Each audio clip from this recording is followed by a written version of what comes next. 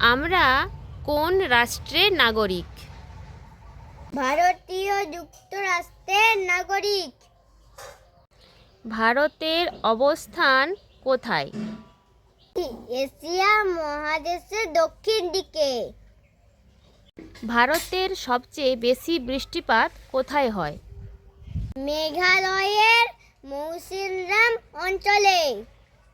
ভারতের সবচেয়ে কম বৃষ্টিপাত কোথায় হয়? রাজস্থানের মরু অঞ্চলে। ভারতের কোন রাজ্যে দুবার বর্ষা হয়? তামিলনাড়ু ও কেরালা রাজ্যে। কাল বৈশাখী কখন দেখা যায়? গ্রীষ্মকালে। আশ্বিনের ঝড় কখন দেখা যায়? শরৎকালে। পশ্চিমী ঝঞ্ঝা কখন দেখা যায়? শীতকালে। রাধে রাধে।